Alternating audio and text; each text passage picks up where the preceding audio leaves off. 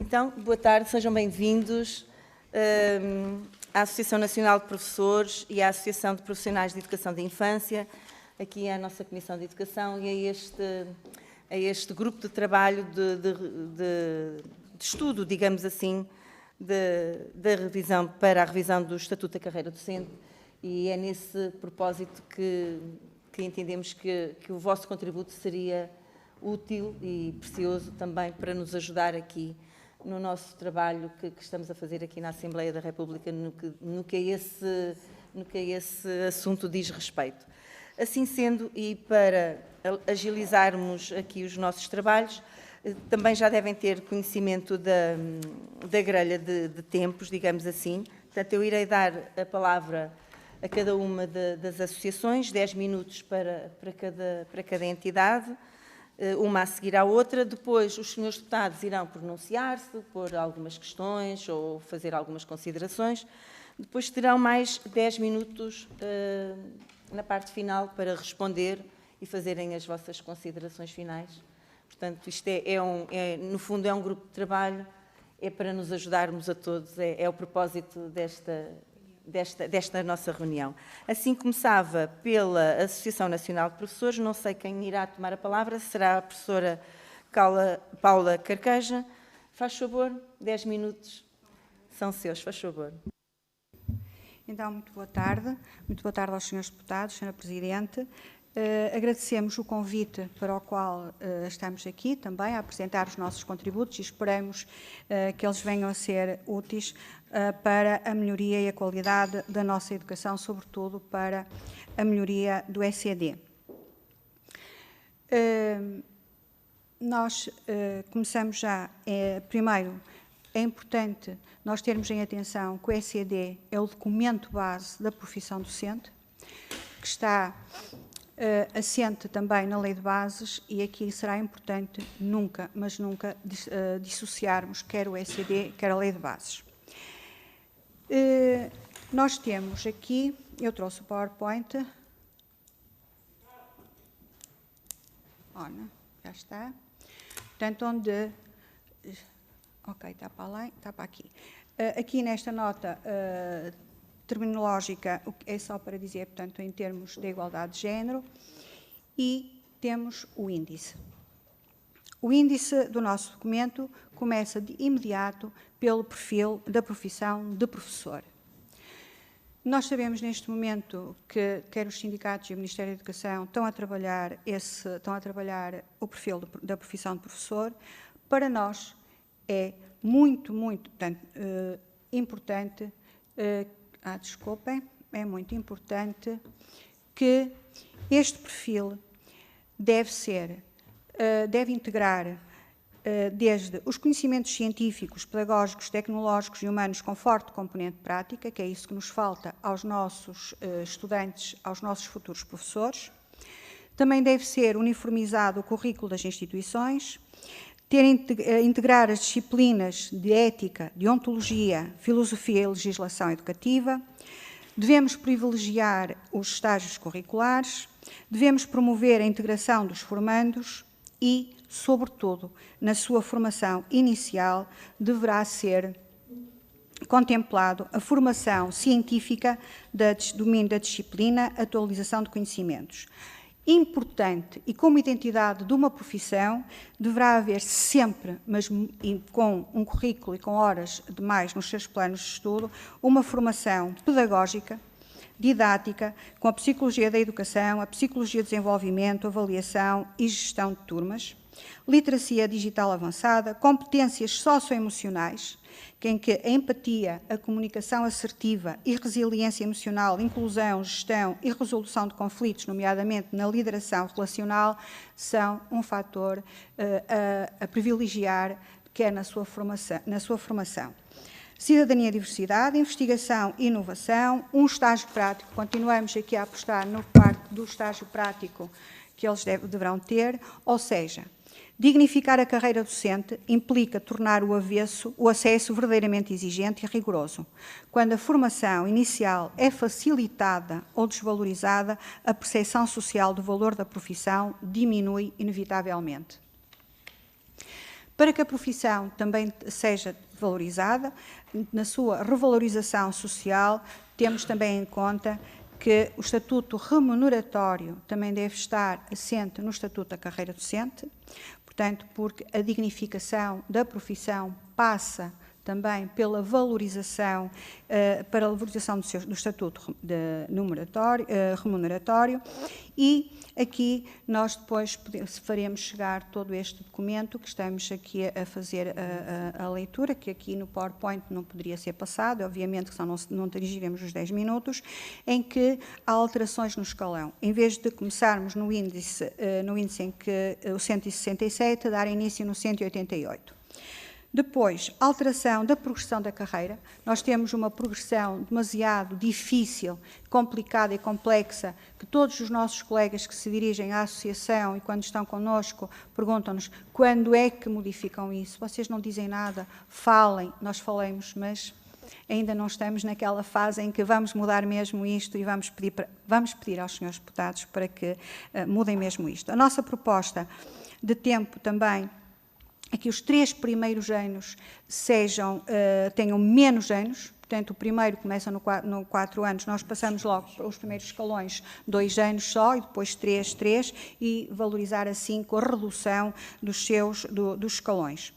Que seja também valorizada a especialização académica, portanto, nós sabemos que todos os professores saem com mestrado e depois fazem os doutoramentos, fazem isso e que se mantenha isso dentro do ECD, a sua valorização.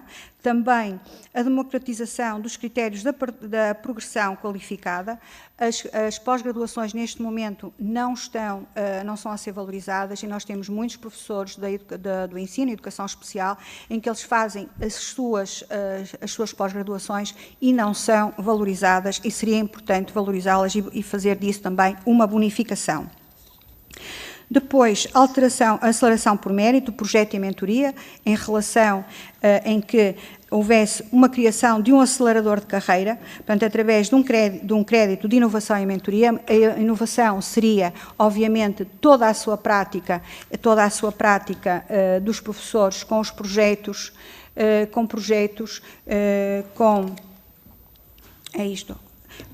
dos projetos que têm, com a sua inovação, com a sua prática, portanto, não só fazermos todos mais do mesmo e seguir rigorosamente aquilo que está estipulado, mas também inovarmos a própria escola. Isso é muito importante, dar também a valorização aos professores. Depois, temos o reforço da centralidade pedagógica em detrimento da burocracia. O que é que isso significa? Significa que nós, neste momento, desculpem, é aqui, não é? É multiculturalidade, não, é o reforço, é aqui. Em relação ao reforço da centralidade, todos sabemos, e toda a sociedade sabe, que neste momento o papel do professor está um bocadinho afastado da sua prática para preenchimento de documentos. Ora, o que é que nós pedimos? Que esses documentos sejam afastados, que seja só mesmo, que sejam os documentos imprescindíveis, nomeadamente aquilo que se refere aos alunos, que seja os seus relatórios, as suas avaliações e tudo o que seja, quer câmaras municipais, quer autarquias, quer Ministério, quer plataformas sobre plataformas, e aquilo eu posso lhes dizer que tive com um diretor, aquilo que ele me disse é que tem 40 plataformas para responder. O que é que acontece? Nós estamos assoberbados de plataformas, assoberbados de documentação. Tem-se vindo à promessa em relação a isso, mas os professores ainda não estão a sentir que têm tempo para ler, estudar, refletir, avaliar tudo isso. Ora, muito bem. Então, nós aquilo que pretendemos é que mesmo no ECD esteja lá bem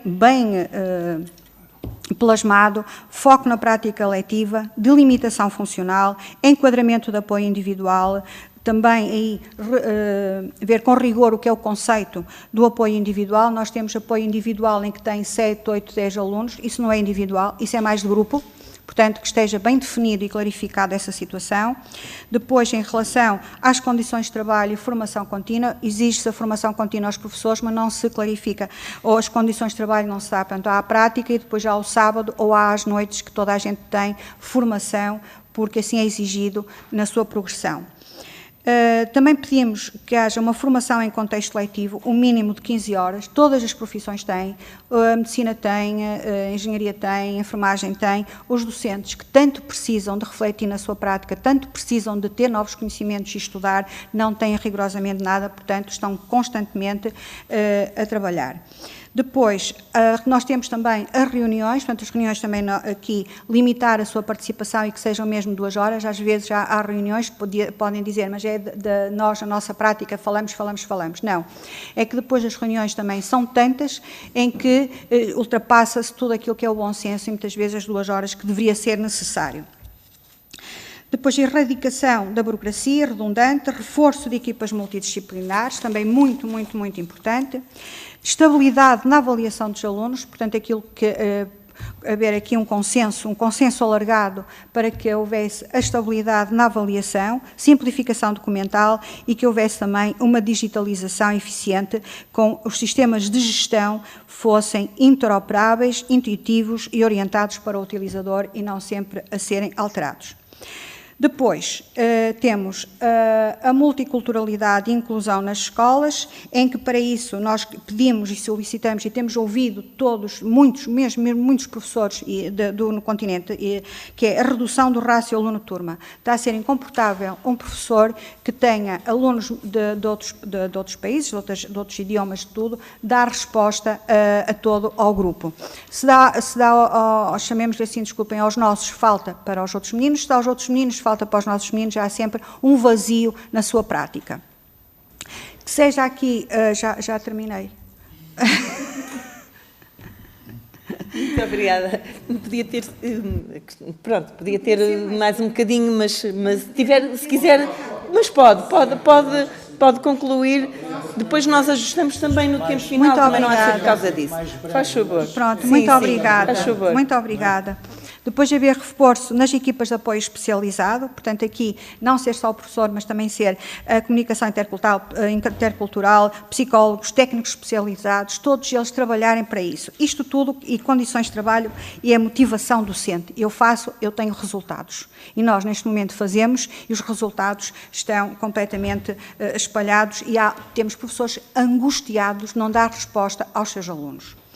Nós aqui pretendemos promover a multiculturalidade e a inclusão, aqui seria investir em condições reais de equidade e a investir na escola pública, dar resposta a todos os meninos, todas as meninas, todos os jovens, todas as crianças, todos os alunos. Depois temos a mobilidade por doença, e aqui na mobilidade por doença é um bocadinho caro, porque nós sabemos como é que se andam a arrastar os professores em termos de doença e daquilo que está a resultar. Também disso, das angústias. Tem que ser vista com dignidade por eles e previsibilidade, porque ninguém domina a sua doença, nem ninguém está a contar a ficar doente.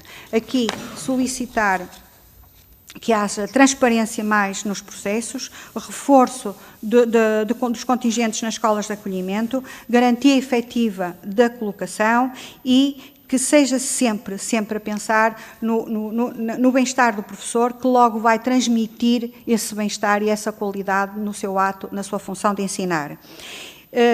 Aqui, uma política de mobilidade por doença é humanizar a educação, é humanizar todo o nosso sistema e também aqui, sobretudo, valorizar aquilo que o professor trabalhou sempre na sua função ao longo dos anos.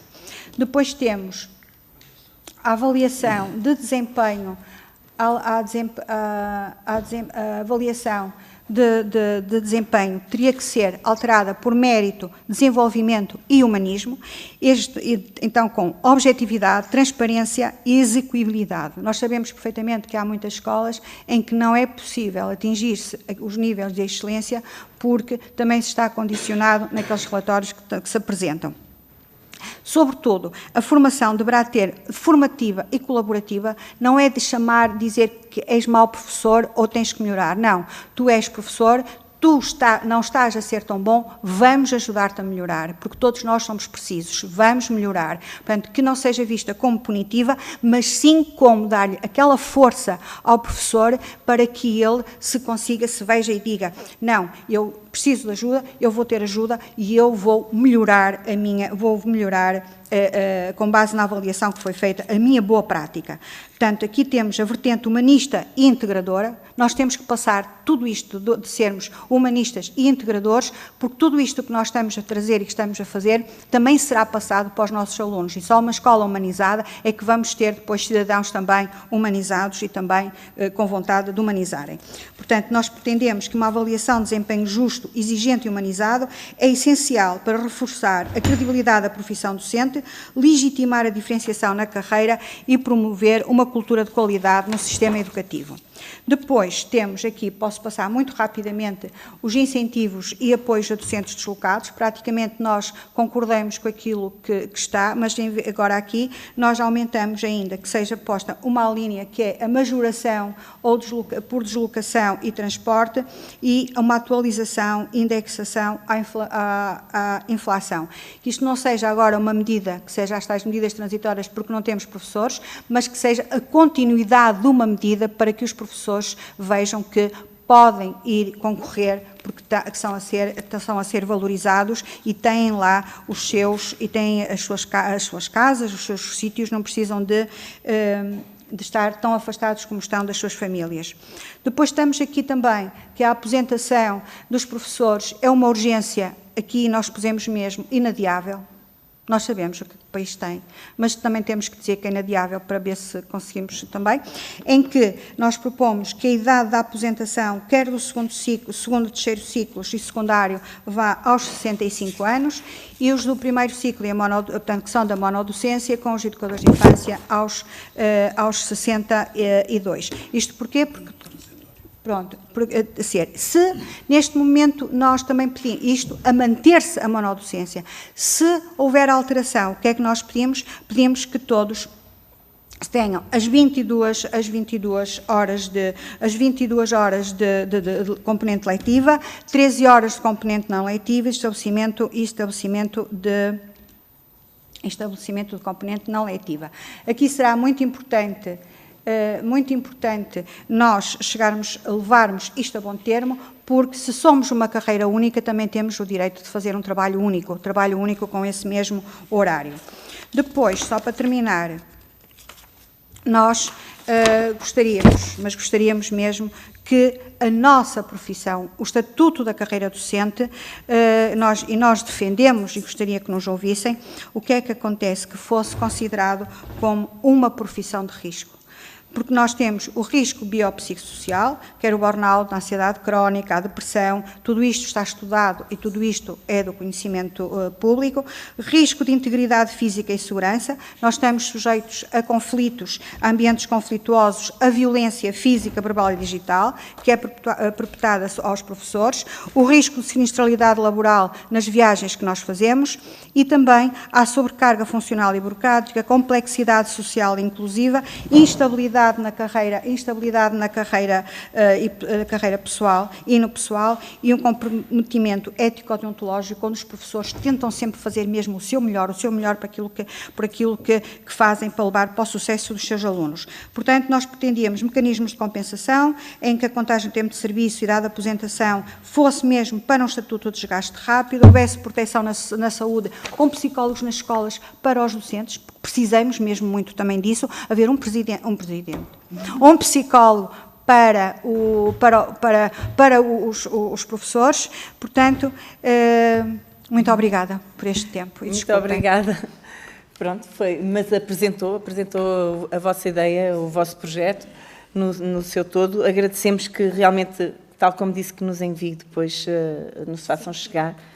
Será o objeto, com certeza, e um elemento de trabalho bom e importante aqui para nós. Dou agora a palavra ao Sr. Professor Luís Ribeiro, que representa a Associação, é o Presidente da Associação de Profissionais de Educação de Infância. Faz favor. Muito obrigado, Sra. Presidente. Muito gosto em conhecê-la e muito obrigado pelo convite, senhores deputados, também. É um prazer voltar a ver alguns que que já temos o prazer de partilhar o espaço no Conselho Nacional de Educação, neste caso em concreto. A minha comunicação, eu vou-me centrar em 5 pontos. É impossível nós analisarmos o estado da carreira docente em 10 minutos, isso é uma tarefa impossível. Portanto, eu vou-me centrar naquilo que são as reflexões que a APEI tem produzido, algumas delas que estão muito ligadas àquilo também que é a nossa dinâmica e àquelas que achamos que são importantes nesta fase estarem a partilhar, porque com certeza na quantidade de audições que irão ouvir irão haver bastantes intervenções sobre vários domínios que estão ligados ao Estatuto da Carreira Docente. Há um aspecto que eu acho que é essencial neste momento em que nós estamos, que é tornar a profissão atrativa. Nós tivemos um problema enorme, um decréscimo enorme de atratividade que se manifestou no número de alunos na formação inicial, que caiu a pique a partir de 2017. Aliás, um dos problemas que nós estamos a sentir no sistema educativo tem exatamente a ver com essa falta de interesse que os alunos, que o cidadão em comum tinha quando acabava o ensino secundário e ia para o ensino superior, prosseguir estudos ligados, uma formação ligada à docência. Portanto, esse é um aspecto gravíssimo que se está a alterar, é um facto. E para isso, o que é que nós entendemos? Que há aspectos que na carreira docente, a carreira docente, não sei se tem essa percepção, não é uma má carreira, ao contrário. Dentro das carreiras da administração pública é uma boa carreira.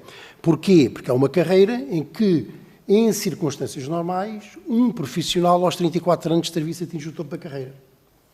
Isso não é mau, é muito bom dentro daquilo que são o desenvolvimento de uma carreira na administração pública. Qual é o grande problema neste momento que existe na carreira docente? É exatamente as cotas do acesso ao 5º e ao 7º escalão.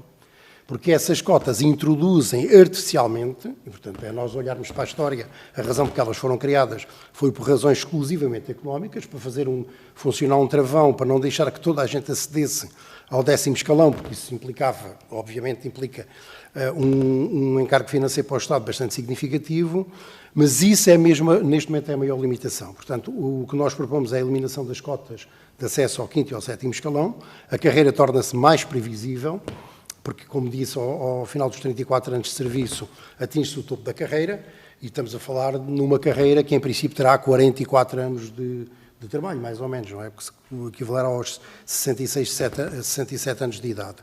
Portanto, é 10 anos antes da aposentação, o que me parece que é uma carreira que é, nesse contexto, atrativa.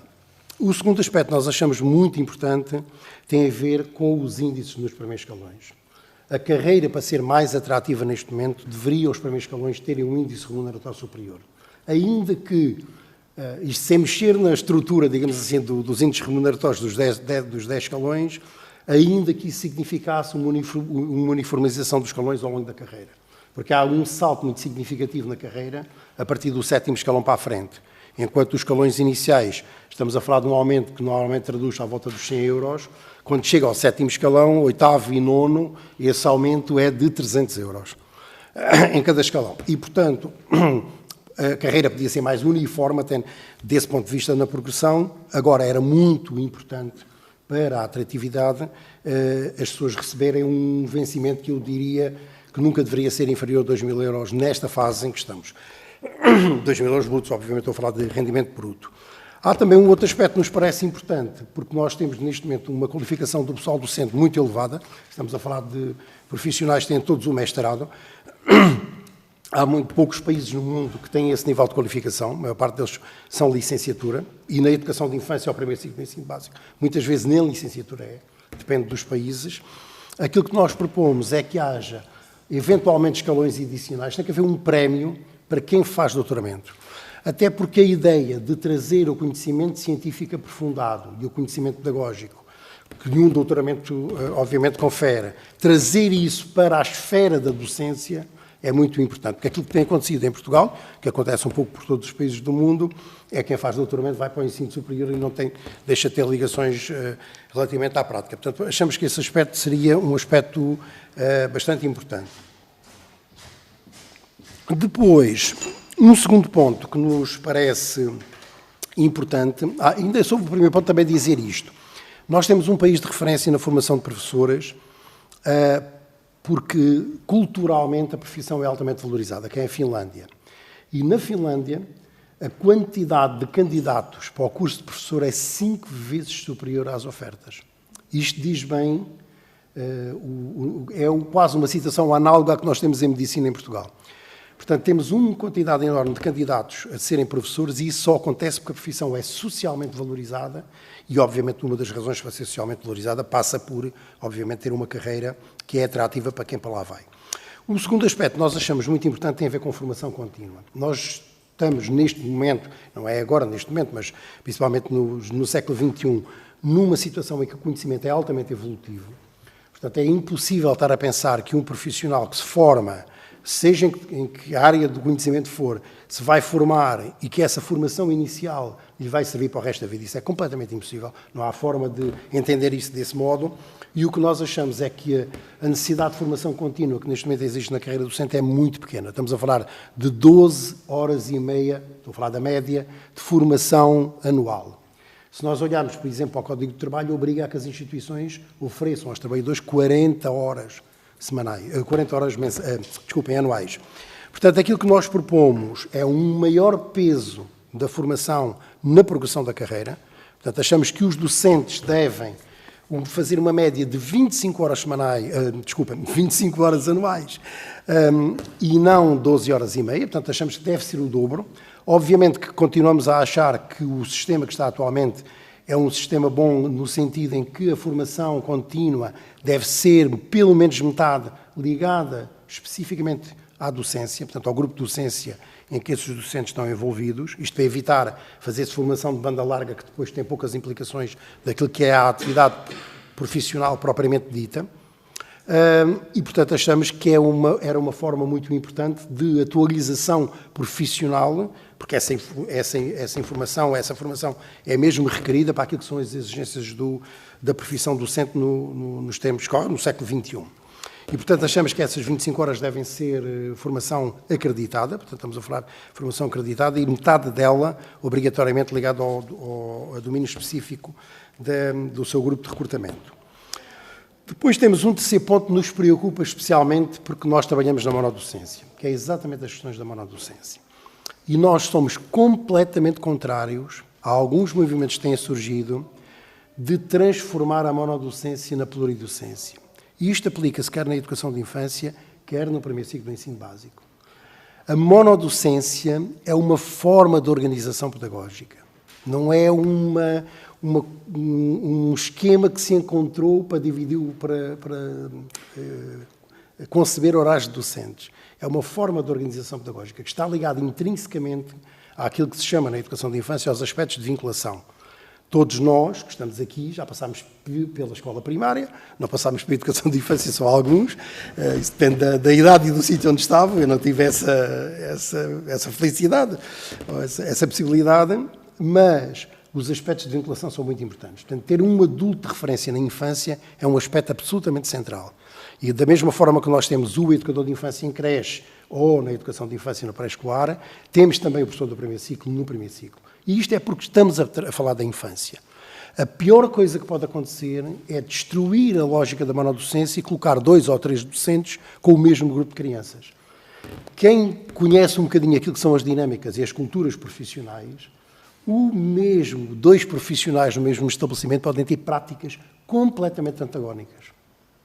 E isso é um crime, sujeitar um grupo de crianças, quando ainda estão numa fase que estão na sua infância, a ter 2 docentes para a mesma turma. Achamos isso que não faz nenhum sentido e essa desvirtuação que é requerida neste momento por questões ligadas aos docentes, à estrutura da carreira docente, aos horários dos docentes e não por necessidades do sistema, nem por necessidades pedagógicas das crianças. E, portanto, nós não concordamos de todo em que se institua um regime de redução do horário, como se tem no segundo e terceiro ciclo e secundário. Aliás, teoricamente, o segundo ciclo, também como vocês sabem, é uma criação portuguesa que tem a ver com o alargamento da escolaridade obrigatória. Nos outros países não existe. O que temos é um ensino primário e um ensino secundário.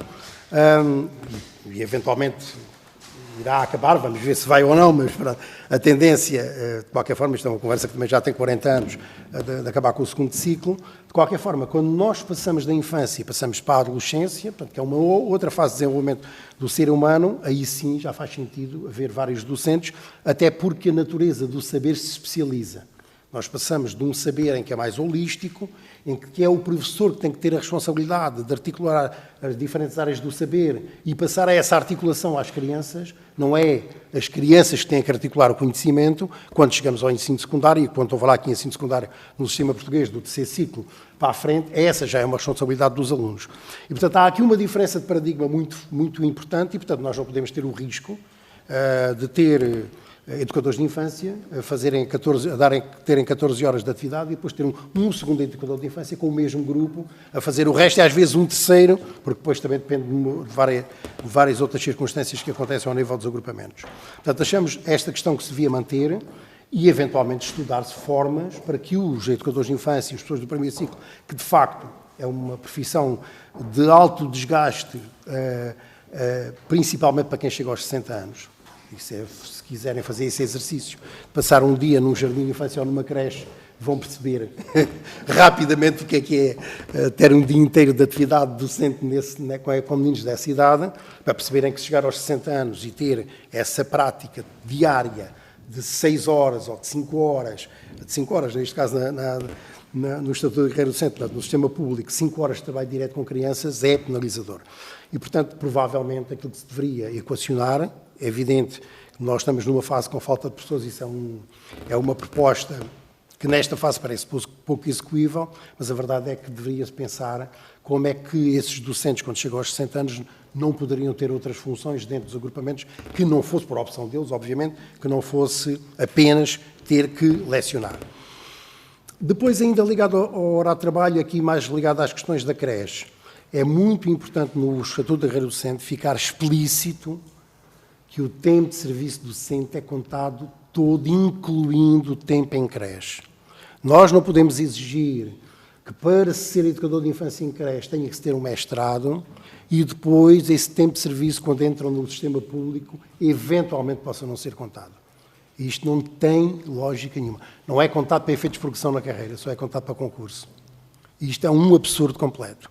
Não tem nenhum sentido, não consigo perceber sequer. Na altura que o ministro João Costa era ministro da Educação, eu interpelei-o exatamente por causa desta circunstância. Não há nenhuma razão objetiva para isto acontecer. Até porque o sistema público vai precisar desses educadores de infância, que é de longe o grupo que tem uma idade mais avançada, o grupo de recrutamento, portanto, são os educadores de infância que têm uma idade mais avançada, por razões também lógicas, que foram todos formados na mesma altura, que é nos anos 80, não é? O meu caso, por exemplo, não é? Acabei em 85, os primeiros cursos acabaram em 81, portanto, toda a gente se vai reformar nos próximos anos. Isso vai ser um êxodo enorme do sistema público e, portanto, nós vamos precisar desses educadores de infância que estão a trabalhar em creche e não faz sentido, é uma discriminação que não tem qualquer lógica, eles integrarem o sistema público sem esse tempo de serviço ser contado. Depois, um quarto ponto que não está, digamos, está indiretamente ligado com a questão já ultrapassei o meu tempo, que está indiretamente ligado com o Estatuto da Carreira Docente, tem a ver com a autonomia das escolas. A autonomia das escolas como é que eu vou dizer, uma expressão que se vem utilizando desde o final dos anos 80. É percebermos isto. O Decreto-Lei 43/89 foi o primeiro Decreto-Lei que instituía o regime de autonomia das escolas. E, na verdade, nós nunca saímos muito deste discurso que é um bocadinho retórico, porque as escolas, mesmo em regime, as escolas estão em regime de autonomia. Eu fui um dos diretores de um agrupamento que foi das primeiras escolas a entrar em regime de autonomia em 2005, no regime experimental, portanto, conheço bem o processo. A autonomia nunca foi, na verdade, transferida para as escolas. Aquilo que nós temos foi uma autonomia que foi sempre do Ministério da Educação que tutelou o sistema e a transferência, primeiro delegação de competências, depois transferência de competências, foi para as autarquias. Portanto, os agrupamentos estão ali no meio. E há uma permanente desconfiança que não tem razão de ser. É a desconfiança dos sindicatos, que acham que o sistema, tem que haver um sistema de concursos nacional, porque acham que se não for todos os autarcas e todos os diretores de agrupamento provavelmente serão uns incompetentes. E é tudo uma, desculpem a expressão, uma máfia que vai criar um clientelismo à volta das escolas e à volta das câmaras municipais. Portanto, eu acho que nós não devíamos estar nesse paradigma já. Na terceira década do século XXI já devíamos ter outra maturidade para estar a olhar para isto desta forma. E há sempre uma permanente desconfiança do Ministério da Educação em relação aos professores, porque quer tutelar tudo. Aliás, a quase extinção das direções regionais em 2011 acentuou ainda mais esta situação completamente ilógica, que é as instâncias que davam uma resposta aos agrupamentos que eram de natureza regional, que eram as direções regionais, desapareceram praticamente, ficaram sem competências e passou tudo para os serviços centrais do Ministério da Educação. Portanto, neste momento as escolas estão metidas entre este poder, que é efetivo, que foi delegação de transferência de competências para as autarquias, e os serviços centrais do Ministério da Educação. Isto não tem nenhuma lógica. Portanto, nós achamos que devia haver um reforço efetivo, nomeadamente do ponto de vista de gestão financeira. Porque as escolas são as instituições que estão no território que agregam mais profissionais altamente qualificados. Não há nenhuma instituição o desafio a encontrar, na maioria dos concelhos, qual é a instituição que está, a organização que tem profissionais mais qualificados que uma escola. Não existe, garantidamente. Nem em escala, nem em quantidade. E, portanto, achamos que as escolas deviam ter autonomia e responsabilizar as escolas. O accountability é para isso que serve mesmo. E as escolas devem ter, obviamente, não direi de uma forma total, porque isso eu acho que devia ser um processo progressivo, mas deviam ter uma forma de recrutar diretamente uma parte dos professores. Alguém que tenha experiência de gestão, não estou a falar de uma escola, de uma organização qualquer, como é que consegue entender que aquela organização desenvolve sem o fator que é mais determinante na qualidade da organização, que são as pessoas que lá trabalham, não poderem ser recrutadas a não ser por uma entidade externa nacional. Isto é um absurdo completo do ponto de vista do desenvolvimento do sistema educativo e, portanto, nós não nos revemos nesse modelo e, portanto, achamos que é mesmo importante passarmos para uma transferência de competências para os agrupamentos de escolas e era esse o modelo que nós defendemos. Aliás, que é um modelo nos sistemas... Mesmo, vou já falar, acabar já e é muito rápido a seguir. Portanto, achamos que os sistemas educativos estão mais desenvolvidos, é mesmo nesta matéria. Por último, a formação inicial também não está diretamente ligada ao Estatuto de Carreira Docente, mas é apenas para alertar os membros desta comissão que eu não sei se conhecem bem a estrutura da formação inicial. Aquilo que temos neste momento é uma licenciatura em Educação Básica, que é um prolongamento do ensino secundário. Aquilo não tem nenhuma ligação direta à docência, são disciplinas com a estrutura do ensino secundário que são dadas durante 3 anos na formação inicial. Essa formação não tem nenhuma ligação à prática educativa. É uma formação teórica, disciplinar, desligada dos contextos educativos. Quando os alunos chegam ao conhecimento específico da profissão, é quando vão para o mestrado. Ou seja, têm 3 semestres de indução à profissão. 3 semestres. Numa formação inicial de 5 anos. 3 semestres. É isto que dá uma formação específica para um professor agora, a partir de 2008. Nós temos que inverter rapidamente esta situação. Temos que criar uma estrutura de forma a que, desde que os alunos entram nós diríamos, a proposta que apresentámos é, a seguir ao primeiro ano da licenciatura de Educação Básica, devem optar para aquilo que querem fazer. Porque isto é uma formação que habilita para trabalhar desde a creche até ao final do segundo ciclo. Isto é um absurdo completo, esta formação. Portanto, achamos que era a altura ideal para se poder mexer nesta estrutura. Obrigado. Muito obrigada. Eu depois lamento, mas se calhar no final, depois não vamos ter tempo útil mesmo, vou ter que depois reduzir as vossas intervenções finais, mas pronto, vamos ver depois o tempo que nos resta. Passo agora a palavra, para não haver mais delongas, aos grupos parlamentares. Começo pelo grupo parlamentar do PSD, Sr. Deputado Pedro Alves, faz favor. Muito obrigado, Sra. Deputada Coordenadora. Cumprimentar todas as senhoras e os senhores deputados, cumprimentar também aqui os nossos convidados, a professora Paula Carqueja, a professora Armindo Cancelinha e o professor Luís Ribeiro. Agradecer desde logo o facto de virem aqui à Comissão transmitir as vossas posições numa temática que eu penso que é muito relevante para aquilo que queremos para o futuro em relação à definição de uma carreira que queremos que seja atrativa para os professores. Aqui a consciencialização de quem está, neste momento, não numa perspectiva sindical, a olhar para a profissão, mas, sobretudo, numa reflexão muito sentida do ponto de vista até vocacional, daquilo que se entende que possa ser a profissão, de modo a que os profissionais saiam valorizados com essa dimensão que aqui nos trouxeram, do ponto de vista mais funcional daquilo que entendem ser a carreira docente. E dizer que é tão ampla a reflexão que nos trazem aqui que é muito difícil a gente conseguir ao encontro daquilo que são situações concretas que nós quiséssemos aqui desenvolver, porque todas elas mereceriam aqui uma longa intervenção. Dizer que da nossa parte, do PSD, e nós temos acompanhado o Governo naquilo que tem sido o trabalho que estamos a fazer em termos de futuro para o sistema educativo, e não apenas a questão da carreira docente, mas perceber, desde logo, que, embora o foco hoje esteja fundamentalmente naquilo que são os alunos sem aulas, é a nossa preocupação, porque alunos sem aulas fazem com que o futuro do país seja muito condicionado, e perceber que só há alunos sem aulas se houver professores. E por isso não há outra forma que não olhar para resolver o problema dos alunos sem aulas do que encontrar uma solução para termos mais e melhores professores na escola pública.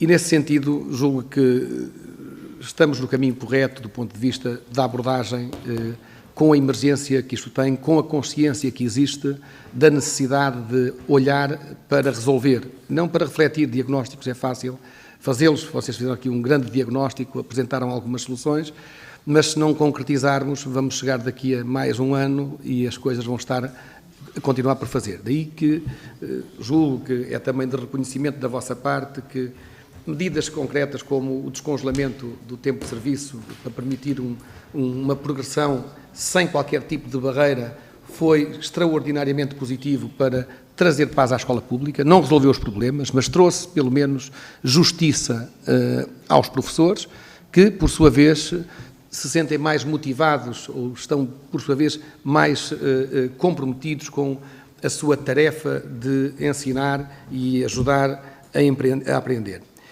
E, nesse sentido, eu julgo que vocês colocaram as questões de uma forma correta em termos de valorização da carreira.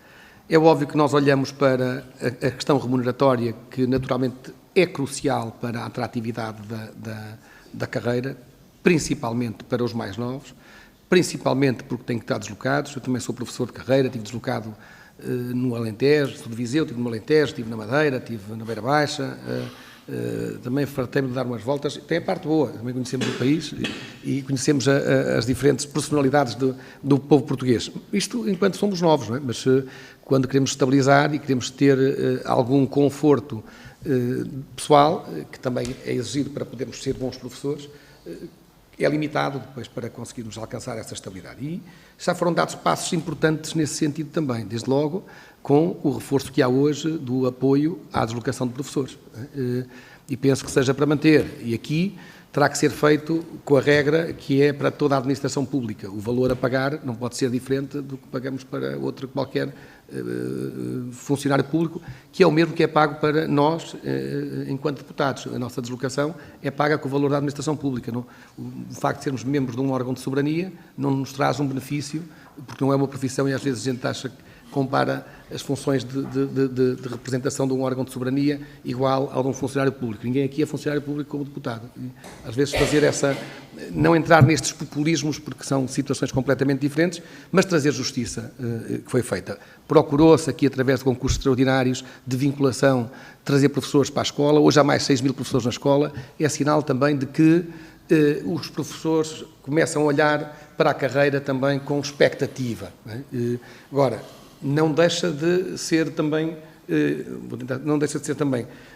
importante aquilo que trouxeram aqui, seja ao nível dos escalões, seja ao nível da avaliação, seja ao nível da definição concreta de quais são as funções docentes, o que é que faz um professor, e dar-lhe funções pedagógicas exclusivas e não sobrecarregar com burocracias, que tem sido essa a grande queixa dos professores, de não se poderem dedicar as horas que têm para aquilo que é essencial, para preparar aulas, para dar aulas, para acompanhar alunos, mas não, têm depois um conjunto de tarefas e para isso é que é preciso encontrar um modelo, efetivamente se é preciso contratar profissionais para dar apoio, que se arranje apoio, se é necessário ter os professores em atividades e tarefas não pedagógicas, que se lhe deem horas para isso e que se lhe retire da componente letiva, porque senão há prejuízo, mas que haja justiça na atribuição dessas horas.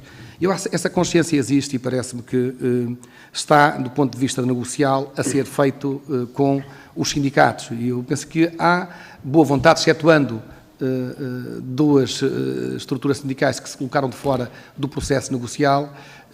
O que nos parece é que o silêncio dos gabinetes tem trazido acordos que são importantes para a valorização da carreira docente.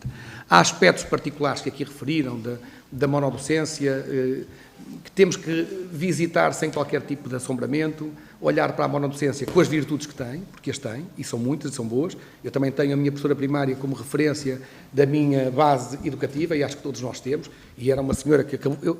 nós fomos a última turma que ela deu aula, ou seja, ainda tinha aquele modelo antigo de ensinar, mas já com os novos manuais. Eu vou terminar. Nesse sentido, dizer que há modelos de reforço da monodocência, como a coadjuvação, repensar o modelo de facilitar e de aliviar também e de valorizar mais ainda esta questão da monodocência, mas não ser uma monodocência tucur, que eu acho que isso é um erro, é mais saturante para quem dá, mas também é menos valorizado por parte do aluno, porque não está tão preparado depois para fazer algumas transições. E, nesse sentido, a monodocência tem essas qualidades, essas virtudes, mas podemos ainda aprofundá-la sem pôr em causa, e eu acho que não deve ser colocado em causa, ter o professor sempre titular, que acompanha os alunos, mas depois ter ali, em algumas áreas e disciplinas de acompanhamento, mas sempre com o professor da monodocência permanente, e eu acho que isso é possível. Deixar aqui só umas perguntas, estas coisas, é muito interessante, e a forma como trouxeram isto, agradeço imenso, porque foi mesmo muito, muito, muito importante. Há um aspecto fundamental que, para nós, vai ser o mais polémico de todos, que se prende com a avaliação. Como é que nós podemos fazer a avaliação de desempenho de modo a conseguir esta diferenciação sem haver penalizações e simultaneamente reconhecer o mérito, sem estes bloqueios que aqui falámos, que há bloqueios depois à progressão e tal. Depois, tendo em conta também o desafio demográfico que estamos a ter no âmbito da formação dos professores, para recrutar docentes, se consideram prioritárias, não é? Esta forma de estar a valorizar os acordos com as instituições para formar professores aqui só nesta área, ou devemos trabalhar de forma a alargar este programa. Depois falaram aqui um bocadinho, há alguns países, falam da profissão de risco. Falaram da profissão de risco. Se há algum país, no âmbito da OCDE, que considera a profissão docente como profissão de risco, uma vez que foi feita aqui essa proposta, eu julgo que não. Mas era só para percebermos isto, embora saibamos que há risco, acho que é um bocadinho ousado. Dou a palavra ao Sr. Deputado do Grupo Parlamentar do Chega. Isto assim hoje vai ser complicado, vamos chegar ao plenário muito tarde. Sr. Deputado José de Carvalho, faz favor. Muito obrigado. Obrigado, Sra. Presidente, senhores deputados, professora Paula Carqueja, Sr. professor Armindo Cancelinho e Sr. professor Luís Ribeiro. Naturalmente é um privilégio receber-vos aqui e é também obrigado, neste caso, em nome do Grupo Parlamentar do Chega, pela exposição que aqui fizeram, pelos contributos que nos deixaram com vista à revisão do Estatuto da carreira docente. E, de facto, como estava aqui a dizer o deputado Pedro Alves, quer dizer, quando se abordam estes assuntos, eles são de tal forma... Para nós que somos, na sua grande maioria, professores, e portanto, aliás, eu até costumo dizer em jeito de brincadeira, pedir a um professor para falar pouco é difícil. Pedir a um professor que está deputado para falar pouco, ainda mais complicado se torna, é quase missão impossível. E, portanto, o professor Pedro Alves, aqui nos 9 minutos e muito, mostrou-nos essa dificuldade. Mas, de facto, como eu dizia, quando se ouve quem está no terreno e quem conhece aquilo que é a realidade, tudo isto se torna muito mais simples e muito mais fácil e, ao mesmo tempo, também acaba por ser, para cada um de nós, acaba por ser super absorvente e, portanto, nós deixamos-nos levar por estes assuntos. Naturalmente, o Grupo Parlamentar do Chega está sensível a estas questões que aqui trouxeram, a todas estas preocupações que aqui nos enunciaram, e aquilo que nós fazemos como votos é para que seja possível, desta vez, fazermos todos em conjunto um Estatuto da Carreira Docente, um Estatuto da Carreira Docente que fique para lá dos governos que vão passando, para lá dos ministros que vão passando e, acima de tudo, que seja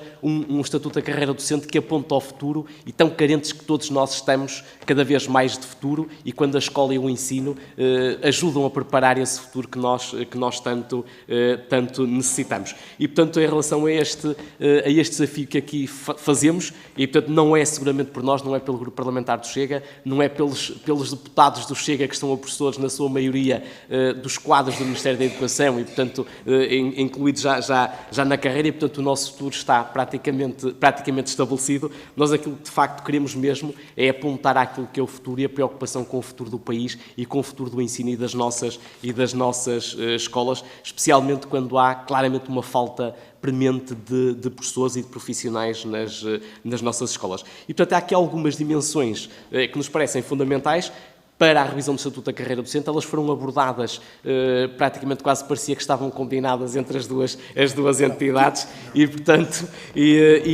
nós aqui parece-nos aqui, pelo menos, que há aqui destas convergências aqui, naturalmente abordaram ambos a valorização da carreira docente, e eu aqui permito-me em dois vetores: a valorização salarial por um lado e a valorização profissional. Em relação à valorização salarial, ela parece-nos que é fundamental. Evidentemente que os professores vivem de idealismo, mas mais do que idealismo, vivem de uma missão nobre, é certo, de ensinar, mas ao mesmo tempo nós também temos contas para pagar e temos filhos para criar. E, portanto, aqui é fundamental que haja, de facto, um ordenado digno e condições salariais dignas para quem exerce esta nobre missão, mais ainda quando os professores são, de entre os muitos profissionais deste país, dos mais qualificados que temos e, portanto, que devem ser, de facto, valorizados. Relativamente à valorização profissional, aquilo que para nós do Grupo Parlamentar do Chega, desde há 6 anos que temos andado a dizer isto, é fundamental que seja, de facto, restituída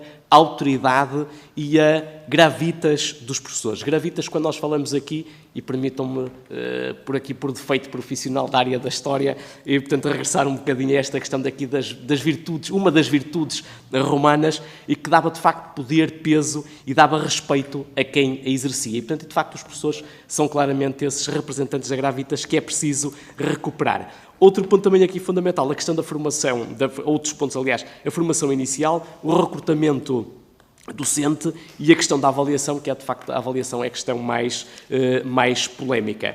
E, portanto, para todos estes pontos, se nos permitem, o Grupo Parlamentar do Chega pede, se possível, um comentário, de um modo geral, o que é que propõem, o que é que as duas entidades propõem e, prioritariamente, o que é que entendem que deve ser colocado neste novo Estatuto da carreira docente. Pois, e o tempo passa com demasiada rapidez. Outro ponto também aqui, que deve ser, de facto, ter respaldo neste Estatuto da Carreira Docente, parece-nos, é a questão da autoridade dos professores, e isto porque para nós, para o Chega, nós costumamos dizer que a palavra do professor não pode, em circunstância alguma, ter o mesmo peso da palavra de um aluno, ou a palavra de um aluno ter o peso de um professor. Da mesma forma que isto é muito fácil, eu não ligo nada a futebol, aliás, para mim eu até costumo dizer que a bola podia ser quadrada, que para mim não havia problema nenhum, e para ninguém se chatear, cada um brincava com a sua e não havia mais confusão. Mas como eu respeito muito o futebol, e acho que é um bom exemplo para as pessoas perceberem, da mesma forma que a palavra de um atleta não tem o peso da palavra de um treinador, à semelhança da palavra de um atleta que não tem o mesmo peso de um árbitro. E, portanto, nós aqui precisamos ter esta ideia também muito bem clara e muito bem definida.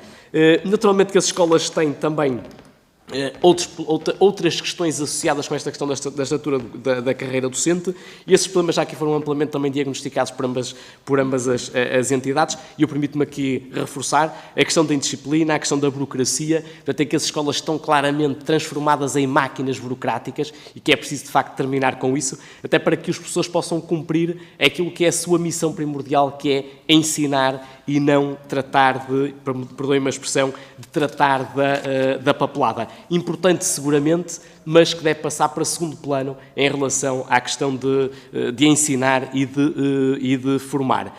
Depois há aqui também outros pontos que se interligam com toda esta questão que está com a escola no seu todo, a questão dos currícula, a questão dos horários, a definição clara de tempos letivos e tempos não letivos, até para evitar também subjetividades das direções em relação às pessoas que têm nas suas escolas e, portanto, o que é que vos apraz dizer, nos poucos minutos que vos restam, o que é que vos apraz dizer sobre tudo isto e, naturalmente, terminamos da mesma forma que iniciamos, agradecendo em nome do Grupo Parlamentar do Chega os vossos contributos e as vossas reflexões que aqui nos trouxeram esta tarde e, acima de tudo, que continuem com essa boa vontade de continuar a exercer a nobre missão de ensinar. E obrigado. Obrigada, Sr. Deputado. Dou a palavra agora à Sra. Deputada do Grupo Parlamentar do PS, a Sra. Deputada Aida de Carvalho. Faz favor. Obrigada, Sra. Presidente. Gostaria, em nome do Grupo Parlamentar do Partido Socialista, de agradecer os contributos da Associação Nacional de Professores, através da professora Paula Carqueja e do professor Armindo Cancelinho, bem como da Associação de Profissionais de Educação de Infância, através do professor Luís Ribeiro. De facto, estas audições são um espaço essencial de escuta ativa e de diálogo em que o Parlamento reconhece o papel central dos professores e dos respectivos educadores na construção de uma escola moderna, inclusiva e de qualidade. O PS reafirma, portanto, o seu compromisso na valorização das carreiras docentes e na qualidade da escola pública. Sabemos que a atratividade da profissão, a estabilidade contratual e o rejuvenescimento dos quadros são essenciais para responder aos desafios curriculares, digitais e de inclusão. No pré-escolar, em particular, o investimento é ainda mais crucial, pois é aqui que se fundam as bases do sucesso educativo. Para termos aqui um dado concreto, no último concurso extraordinário, que decorreu agora em janeiro de 2026, foram abertas vagas para educadores de infância em vários quadros de zona de Lisboa, Setúbal, Alentejo e Algarve, as chamadas zonas carenciadas, mas a idade média dos colocados foi de 53,4. Portanto, de facto, esta realidade alerta, isto tem várias análises que não temos tempo para refletir aqui, mas na verdade isto é uma realidade que alerta para a urgência de políticas que atraiam jovens profissionais para esta carreira, garantindo assim o rejuvenescimento dos seus quadros. Por isso, eu vou-lhe fazer algumas questões em concreto. Começamos então pelo domínio do recrutamento docente. Sabe-se que a diversidade de percursos e contextos escolares exige naturalmente soluções plurais. Já aqui foi dado nota pela Associação que defendem formas variadas de recrutamento. Como compatibilizar este modelo com os princípios de equidade e de transparência do sistema? E, neste sentido, que grau de autonomia considera adequado que as escolas tenham no recrutamento e na respectiva retenção de docentes? Outra questão é, quanto à valorização das carreiras, a Associação aponta a necessidade de incentivos para funções de maior responsabilidade, reconhecendo o esforço adicional de docentes que assumem cargos, nomeadamente de coordenação, de gestão, intermédia ou mesmo de supervisão pedagógica, não é? Que tipo de incentivos considera a Associação que devem ser previstos no Estatuto da Carreira Docente para valorizar verdadeiramente as respectivas funções? Relativamente à avaliação do desempenho docente, um tema que nós sabemos que é central para a motivação e progressão profissional, que características deve ter um sistema de avaliação para ser naturalmente justo, credível e promotor da progressão de carreira? De que forma pode a avaliação assumir uma verdadeira intencionalidade formativa, contribuindo para a melhoria contínua da prática docente e não apenas para efeitos meramente administrativos? E como deve este modelo refletir a complexidade do trabalho docente, incluindo naturalmente o trabalho colaborativo, a diversidade de contextos educativos e as funções desempenhadas para além da sala de aula? No que toca, o Sr. Professor também falou da questão da indução profissional.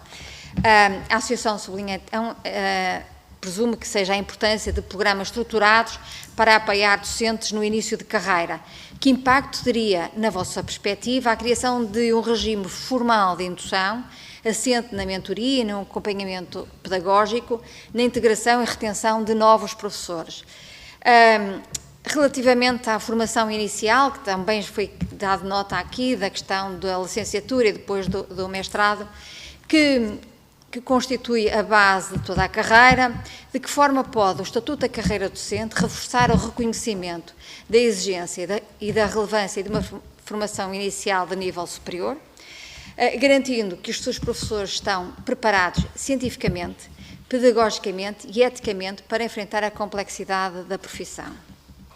Quanto à formação contínua, elemento essencial para o desenvolvimento profissional ao longo da carreira, que mecanismos de monitorização e avaliação considera a associação, ou as associações neste caso, essenciais para assegurar que estas ações tenham impacto efetivo na melhoria das práticas pedagógicas e nas aprendizagens dos alunos. E só para terminar, respeitando assim o tempo que me está alocado, que são 5 minutos, que é o tempo idêntico aos outros grupos parlamentares, dá nota, relativamente à estrutura da carreira, que princípios devem orientar a redefinição de carreira docente, de modo a assegurar percursos mais equilibrados e justos ao longo das diferentes fases da vida profissional, garantindo desta forma motivação, a progressão transparente e valorização das funções assumidas ao longo de toda a carreira. Muito obrigada.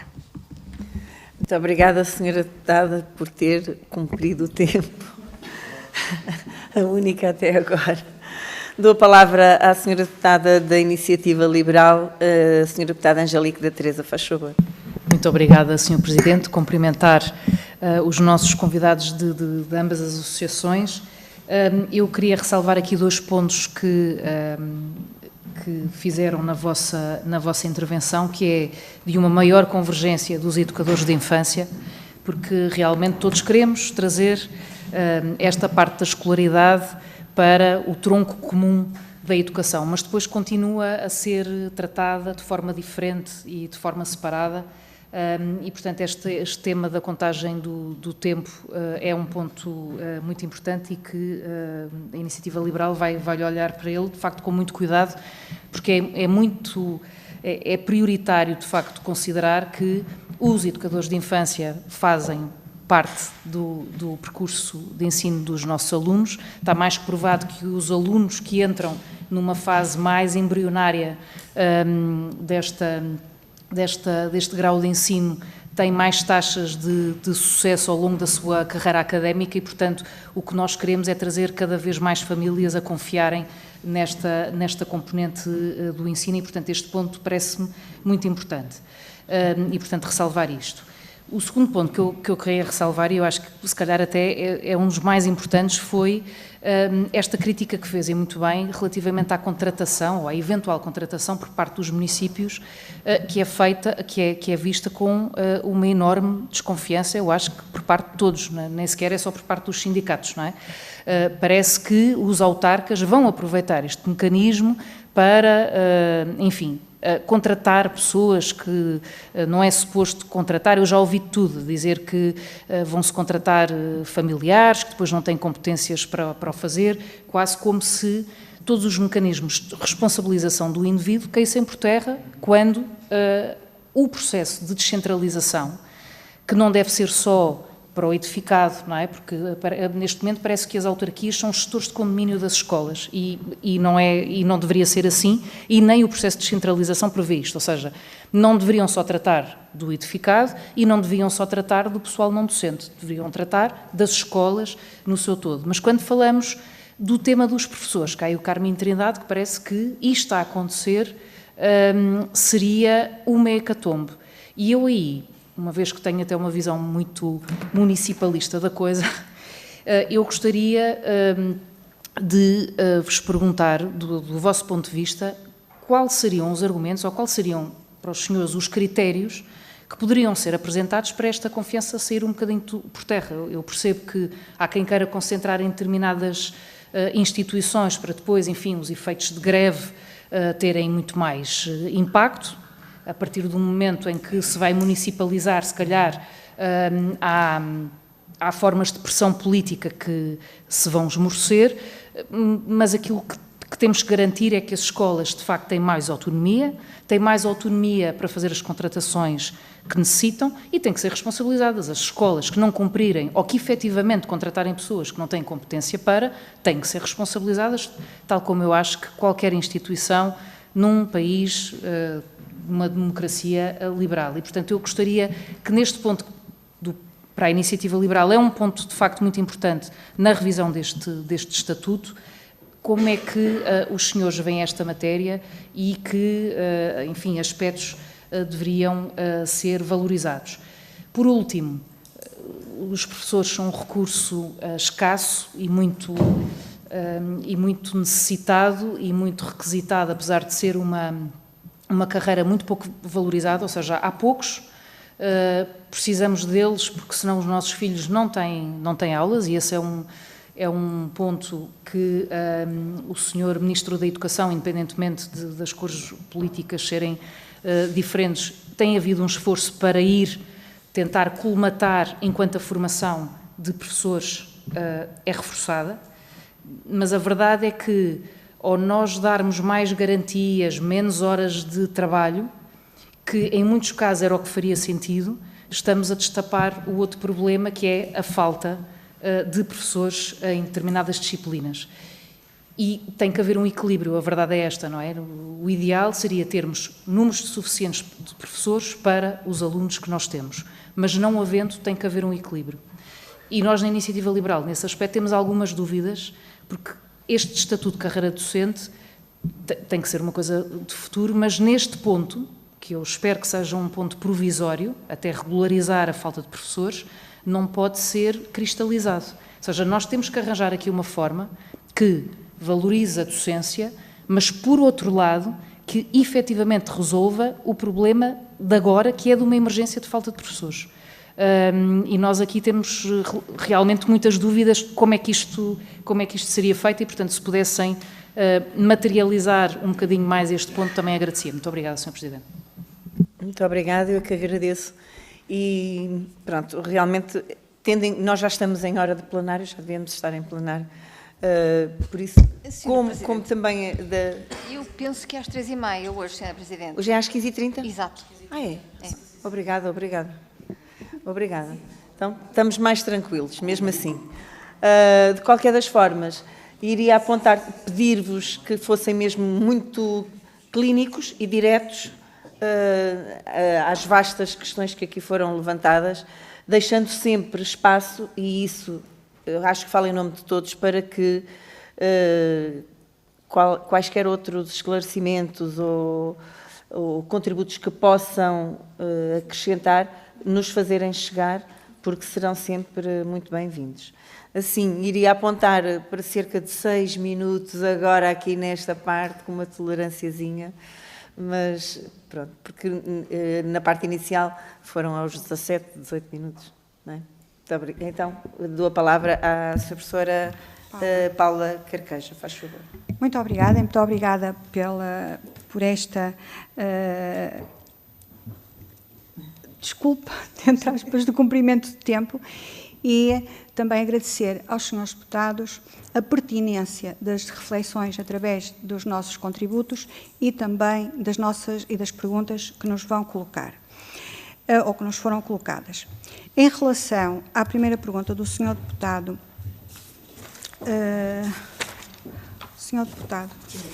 Pedro Alves, sobre a avaliação, que também se responderá, penso, à senhora deputada e ao senhor deputado do Partido Chega. Ora bem, nós na avaliação de desempenho temos aqui que é o mérito e o desenvolvimento e o humanismo. O que é que nós defendemos? Defendemos uma reforma total do modelo que está instituído. Pronto, vamos começar do zero. E consideramos que este modelo está começou muito inquinado, e na altura em que ele foi proposto, houve como que um desânimo e uma força interior dos professores contra o tal modelo na altura em que foi, em 2015. Portanto, nós aqui o que é que pretendemos? Todos. E quando falamos deste todos, será dos nossos colegas e com quem nós estamos constantemente, que os encontramos e falamos com eles. Ora bem, então o que é que se pretende? Nós temos aqui uma implementação de um modelo de avaliação formativa e contínua. Portanto, durante o tempo, seja estipulado, vai ser avaliado durante este ano letivo, então, ou durante 2 anos ou 3 anos, o que seja instituído na própria escola. Portanto, vai ser uma avaliação formativa e contínua. E aí, como há pouco referi, que sejam definidos, através da Comissão da SAD, ou que seja, do Grupo de Trabalho, que seja critérios claros daquilo que é feito, mensuráveis, compreensíveis, centrados na prática letiva, que é o mais importante, e no impacto pedagógico do trabalho docente. aí sim, aí garante-se uma diferenciação justa e equitativa. Depois temos o segundo ponto, em que este instrumento tem que ser um instrumento de apoio à tal melhoria contínua.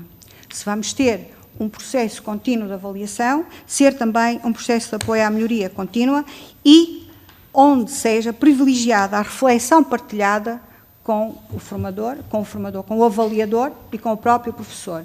Reuniões de reflexão, reuniões de trabalho. Claro que estas reuniões não podem ser 1 a 2 horas, mas que sejam 10 minutos, 3 minutos, definido para não, nem um, nem outro, serem sobrecarregados. Depois, aqui nesta lógica, perceber-se que esse mesmo avaliador nem vai punir, nem vai fiscalizar, vai ser um par. No meu agrupamento, onde eu trabalho, nós temos a avaliação por pares, onde nós chegamos ao fim e conversamos. É uma conversa que nós fazemos.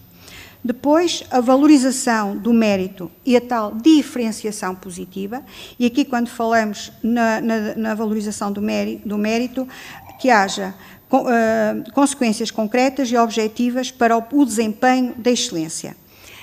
Quando há valorização do mérito, nós devemos dar-lhes a possibilidade de uma aceleração na progressão da carreira, a valorização remuneratória e prémios de desempenho, acesso prioritário a oportunidades de mais informação especializada. Nós temos, neste caso, agora os Erasmus, em que está inovador, vamos ter as práticas lá fora, vimos para a escola, trabalhamos, apostamos naquilo que vimos, garantimos e partilhamos. Depois, que também haja um reconhecimento público das boas práticas pedagógicas. Neste momento, aquilo que nós temos são os maus professores são falados e nós não temos a prática de valorizar aquilo que é bom, de passar. Eu costumo muitas vezes perguntar, só os americanos e outros países é que têm alunos inteligentes, aos 15 anos já estão com curso. Nós em Portugal não temos nada disso, nós temos um percurso em que todos os alunos obrigatoriamente cumprem passo a passo. Então nem temos professores, nem temos alunos bons, nós temos que alterar também essa prática. E então, aqui, lá está, em que este processo de avaliação identifique as dificuldades, ative mecanismos próprios e adequados para o acompanhamento desses doentes, melhorando a prática contínua e também haja abordagens estigmatizantes. Nós temos muitos professores em que dizem o que é que eu faço agora que eu tive insuficiente, o que é que eu faço agora, mudo de profissão. Por mais formação, ou por mais que digam que deve ter X formação, ou que seja, muitas das vezes as pessoas já ficam desmotivados. Portanto, nós aquilo que lhe temos dado é sempre valorização, prática, mas neste modo como está agora instituído, que seja mesmo extinto. Em relação à autoridade do professor, como é que nós podemos alterar? Podemos alterar com reuniões de pais, formação de pais. As associações de pais as associações de pais podem fazer a ponte. Portanto, não é perder os pais e ganhar os professores, mas aqui é ganhar todos em função de uma escola de qualidade e perceber onde está a linha da escola, a linha dos pais. E tanto os pais e os pais perceberem que aquilo que os professores querem é o sucesso dos alunos, esses alunos que são filhos deles. Portanto, nós temos também que trabalhar muito os pais e os pais deixar de ser responsabilizados por isso, mas nós temos todos que falar com os pais, trazer os pais à escola, não só, como se diz agora, só vou lá porque o meu filho tem más notas, mas não, sempre conseguindo trazer esses pais. E os pais têm que perceber qual é o papel do professor e qual é o papel da escola, qual é o papel de ser pai. E neste momento não há, ninguém percebe qual é o papel do pai, e agora perguntam assim, mas qual será o papel do pai? Quando o pai trabalha das 8 da manhã e deixa o menino às 7h30 e vai buscar o menino às 8, porque tem que sair de casa às 7. Isso é muito mau. O que é que nós também devemos fazer? Devemos melhorar a qualidade de vida dos pais. Até aos 12 anos, foi já uma proposta que nós temos aqui há muito tempo, até aos 12 anos, o encarregado de educação, um pai ou uma mãe, ter completamente tempo para fazer o trabalho, que é o horário do seu filho, do seu aluno. Isso vai prejudicar os patrões, as empresas? Irá. Mas agora perguntamos qual será mais, em termos de futuro, de um futuro do nosso Portugal, qual será mais importante? Nós darmos-lhe essa qualidade àquela criança e àquela família, ou termos aquele tempo aqui, é que nós temos que ajustar e todos juntos conseguirmos dar uma resposta. Em relação à autonomia das escolas, eu concordo com o colega. É evidente que nós também já falamos muito tempo em que poderíamos dar 30%, fazer assim, de vagas, ou 30% do número para os senhores diretores terem também, mas agora, para nós não termos aquilo que há pouco se estava a dizer, o tal, desculpem-me o termo, o tal compadrio que seja, ou como é que estão assim, o que é que nós temos que fazer? Temos que alterar o modelo da eleição do órgão de gestão. Porque neste momento aquilo que todos os professores pedem é a alteração do modelo de gestão em que o diretor seja eleito pelos seus pares, o modelo colegial. O que é que isso significa? Significa que vai haver confiança naquela pessoa. Aquela pessoa tem um projeto e eu vou votar nele. E ao votar nele, então aquela pessoa para mim dá-me confiança, é credível. E neste momento nós não sabemos, nem podemos nós temos sempre que confiar nos órgãos, mas poderá surgir alguma dúvida. Depois, em relação ao impacto formal de mentoria, isso é muito, muito importante. Nós temos os jovens a chegar e nós aqui na nossa proposta temos que os jovens, desde o primeiro ano, que era isso que aconteceu comigo e connosco, desde o primeiro ano, o primeiro semestre, eu digo no primeiro ano, logo no primeiro semestre não, são eles fogem, nunca não vão mais à escola, mas a partir do segundo semestre, eles irem logo para as escolas. E assim nós temos aqui as mentorias, mas seja a escola, seja a prática pedagógica, seja as reuniões, eles estarem envolvidos em todo o processo da escola. E assim sim, assim será uma profissão que depois não será a segunda ou terceira escolha, ou não desiste, como muitos colegas já desistiram, mas sim uma profissão mesmo com consciência que é isto que eu quero, porque eu já aprendi a fazer. É muito importante essa. Na formação inicial é uniformizar, portanto, começar no primeiro ano e ver também que tipo de disciplinas, e como o Dr. Luís dizia muito bem, em que nós temos que ver que há um currículo, um plano estrutural de disciplinas que tenham a mesma base. Para quê? E cuidado. O meu diploma na Paula Frassinetti vale tanto como no Instituto Politécnico do Porto. Portanto, nós também temos que ter isso em consideração.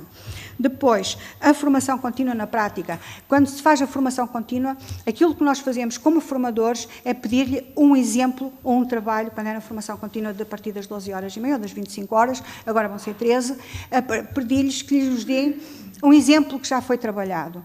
Nós conseguimos, através dos relatórios de final, perceber que houve aplicação na prática daquilo. E nós temos casos em que, por exemplo, nas escolas, nós já temos professores, e isso aí já foi passado e estudado, em que os professores mais velhos são aqueles que estão a utilizar mais as tecnologias. Porquê? Porque está-se a pensar que os mais novos é que vinham com as suas práticas tecnológicas. Não, os mais novos não aprendem isso na faculdade. Os mais velhos, e podemos fazer isso em termos da nossa formação no nosso centro, quem está sempre nas formações das tecnologias, e muitas vezes 1, 2, 3, 4 nas ACDs de curta duração, são sempre os mais velhos. E os mais velhos repetem a formação. Pronto. Depois, ao longo da carreira. Ao longo da carreira nós temos também que os ajudar. Essas mentorias também devem ser. Nós devemos criar um grupo, por exemplo, a partir dos 60 anos, mantendo a monodocência, mas que a partir dos 60 anos já não vou ter um grupo de crianças, mas sim estar ali com eles, com esses professores todos, a ajudá-lo. Porque nós podemos começar com toda a energia nos primeiros anos, mas depois lentamente podemos ir quebrando. Ou ao contrário, ou estamos um bocadinho quebrados e depois vamos tendo energia. E é muito importante essas mentorias ao longo da carreira. Nós também temos que perceber que nós não estamos a trabalhar sempre com a mesma energia. E então nós termos esse apoio através de um grupo que seja um grupo de trabalho, um grupo de docentes de séniores, um grupo que seja que nós dissemos assim, opa, vem-me ajudar, porque eu este ano não estou mesmo com vontade nenhuma. E dá-lhe essa energia, dá-lhe essa vontade para que se possa realmente ter melhores professores. É uma mudança nas escolas, mas nós temos que a fazer. Temos que a fazer para bem dos nossos professores, para bem dos nossos alunos, para bem dos nossos pais, da nossa sociedade. Muito obrigada, senhor. Eu estou com dificuldade. Sim. Um instantinho. Muito rápido. Muito clinicamente. Só muito clinicamente mesmo, só focar aqui 3 aspectos.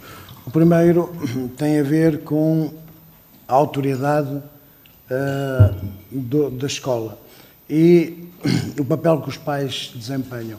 Ao longo do meu trajeto escolar, sempre articulei muito bem com os pais.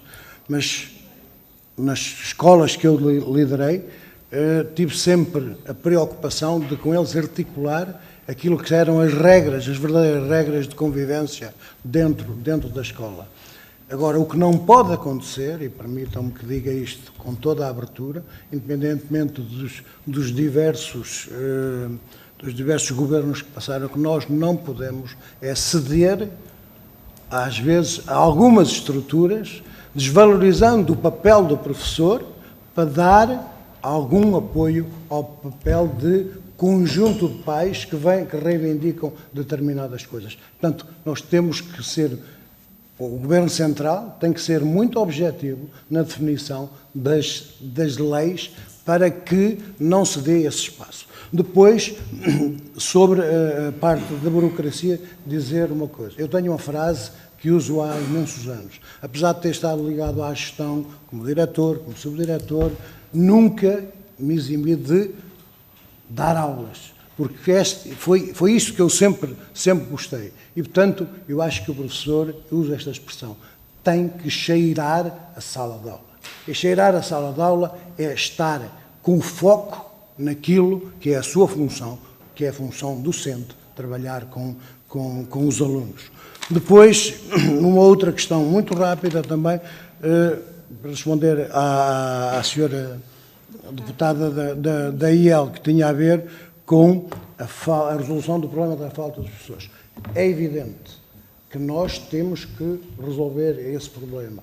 E, por isso, nós, a Associação Nacional de Professores e também a APEI, aponta aqui a necessidade de cativar os docentes para a profissão. E apresentamos aqui um conjunto de medidas que passam exatamente por cativar. Mas quando foca a questão de, nesta fase, estamos numa fase transitória, nós entendemos isso. Agora, tem que haver aqui um dispositivo transitório. Não pode funcionar como uma resolução que se toma e agora fica ad eterno. Portanto, desculpa-me só esta intervenção. Muito obrigado. Dou a palavra, então, ao Sr. Professor Luís Ribeiro. Faz favor. Então, vou tentar mesmo ser telegráfico, não é? Até podemos começar já pela falta de professores. É assim, isto é irresolúvel nos termos, no modelo em que temos. Não há hipótese, porque os professores têm que ser formados, seja em que nível de ensino for, têm que, além de ser formados, têm que entrar no sistema. Portanto, estamos a falar no sistema atual 6 anos. Entre um aluno entrar no primeiro ano da formação inicial e ocupar um lugar no quadro de escola, o quadro de zona pedagógica ou contratado, passam-se 6 anos. Portanto, essa é uma das questões que tem que ser resolvida. Nós apresentámos já uma proposta ao Secretário de Estado, ao professor Alexandre Albencarista, exatamente para alterar esta questão, porque há uma questão de fundo, que é a questão do número de alunos na formação inicial, mas isso vai demorar até as necessidades do sistema serem supridas. Há uma questão que se pode resolver, mas que tem que se mexer na estrutura da formação inicial. Porque a estrutura da formação inicial, como está neste momento, que é 3 anos de licenciatura generalista, em que os alunos não sabem rigorosamente nada sobre a profissão e depois vão exercer enquanto estagiários durante 3 semestres, é um modelo que não resolve nem a natureza, a qualidade da formação inicial, nem a especificidade da profissão. Como é que se pode obviar isto? Nos 3 anos de licenciatura em Educação Básica, se eles tiverem 1 ano de introdução à prática pedagógica, que neste momento não é, o número de SCTS é baixíssimo, se eles tiverem 1 ano de introdução à prática pedagógica, eles, quando forem exercer o seu trabalho enquanto alunos de mestrado, já podem fazer suprir necessidades do sistema. Porque aí tem a supervisão dos professores da universidade ou do Instituto Politécnico e o cooperante. E aí sim, podem de facto suprir necessidades do sistema. E estamos a antecipar 3 anos nas necessidades do sistema. Isso é um dado que nós já apresentámos essa proposta ao Secretário de Estado. Em relação à avaliação docente, que foi generalizado nas intervenções que os senhores deputados fizeram, a avaliação tem um problema de base que é muito difícil de resolver, que é o avaliador ser respeitado por quem é avaliado. E enquanto esse problema não se resolver, porque estamos a falar de uma classe, estamos a falar de um exercício, de uma profissão que não é standardizada. Portanto, a natureza da profissão docente é uma coisa que depende do professor, depende do contexto, depende dos alunos, depende do contexto socioeconómico daquelas famílias, e isso não é repetível. E, portanto, e estamos a falar das organizações escolares, tem que haver alguém que seja reconhecido como os professores, como alguém, de facto, que é competente. Eu lembro-me que há muitos anos, e deixa-me eu dizer isto, que a minha intervenção não tem nada de ideológica, portanto, não tentem colar isto a qualquer coisa que não tem de todo, mas lembro, por exemplo, como a professora Maria de Luz Rodrigues, quando ela tentou implementar o sistema dos professores titulares, que era um sistema muito interessante deste ponto de vista, que era os professores, como a gente diz nas organizações, os séniores, que eram aqueles que seriam responsáveis por acolher os mais novos e por exercer os processos de supervisão profissional. Porque é que esse processo caiu? Porque exatamente a forma como se chegou ao professor titular foi a pior possível, que foi uma forma de natureza administrativa, era pelo exercício de cargos. O que é que aconteceu? Os professores titulares, muitos daqueles que foram eleitos, não eram reconhecidos pelos seus pares como os mais competentes. E, portanto, o processo caiu. Enquanto nós não resolvemos este problema, que é quem for avaliar, seja um professor ou sejam vários, serem reconhecidos pelos seus pares como os mais capazes, dificilmente um processo de avaliação não se vai tornar naquilo que existe atualmente, que é um processo mais ou menos administrativo, um bocadinho parecido com o do CIADAP, que é mais ou menos um processo administrativo que não vai, de facto, avaliar a competência dos profissionais. Mas dificilmente isso, do meu ponto de vista, vai acontecer, mas pronto, nós não temos uma proposta concreta, mas acho que vai ser sempre interessante perceber as discussões que vai haver a este nível. Em relação à formação inicial, portanto, eu já defendi aqui um modelo, a questão aqui é mesmo, nós temos que melhorar a qualidade da formação inicial. E a formação inicial tem que dar uma especialização. E neste momento, isto é um bocadinho absurdo, reparem, a minha formação inicial eram 3 anos de profissão, que só era trabalhada, eu só trabalhei 3 anos de formação inicial, que era completamente focada no trabalho com crianças dos 3 aos 6 anos. Na altura não se falava em creche, estamos a falar dos anos 80. O que é que aconteceu? Eu tinha um ano de estágio. Nesses 3 anos tinha um ano completo de estágio, onde tinha a supervisão da instituição de formação inicial e do cooperante. Quando eu entrei para o mercado de trabalho, eu tinha um alto nível de preparação, porque era uma formação altamente especializada. Neste momento, a formação especializada é 1 semestre. É o que estamos a falar, 1 semestre. Isto é um absurdo completo. Isto não faz nenhum sentido. Portanto, nós temos que melhorar a qualidade da formação inicial por causa do modelo, temos que melhorar o modelo e temos que introduzir uma prática pedagógica logo, no nosso ponto de vista, logo na formação inicial, na licenciatura. Depois, deixem-me ver só, as questões da creche, eu já tinha falado nisso, portanto, a burocracia máquina do Estado. O problema da burocracia da máquina do Estado tem a ver muito com a desorganização, ou digamos que não é bem com a desorganização, é com uma máquina absurda que é a máquina do Estado.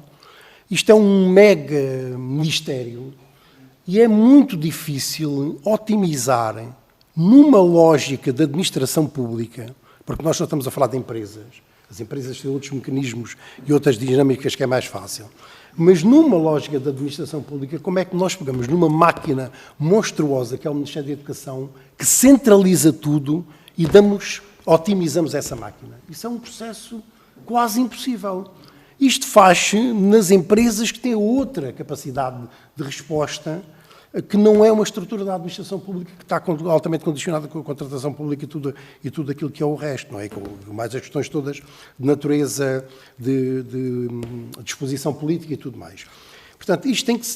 Eu não sei o que é que vai acontecer neste Ministério da Educação, acho muito interessante, enquanto...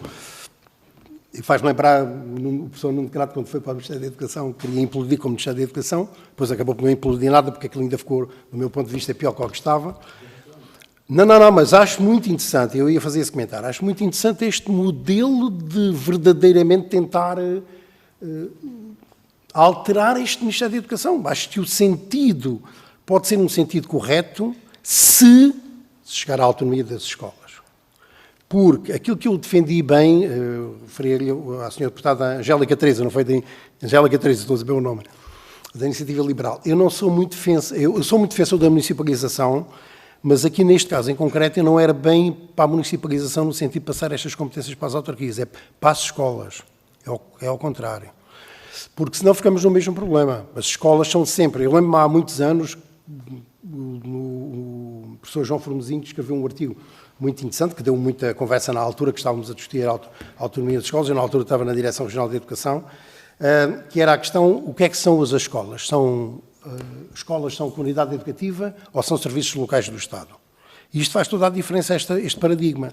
Porque se forem serviços locais do Estado, a gente não precisamos de nada de ter autonomia nas escolas, porque o Ministério da Educação diz às escolas o que é que têm que fazer. Mas se forem escolas de comunidade educativa, aquilo que temos de ter é escolas com poder, com capacidade de decisão. E enquanto não tiverem alguma autonomia financeira e alguma autonomia administrativa, no sentido legal do termo, não é no sentido da autonomia, como nós muitas vezes falamos na docência, é difícil aquelas escolas, enquanto organizações, evoluírem muito, porque elas estão sempre condicionadas por um poder local e por um poder central. Portanto, essa é a nossa proposta e aí achamos que faria muito sentido e há muito aí mesmo, muito caminho para andar.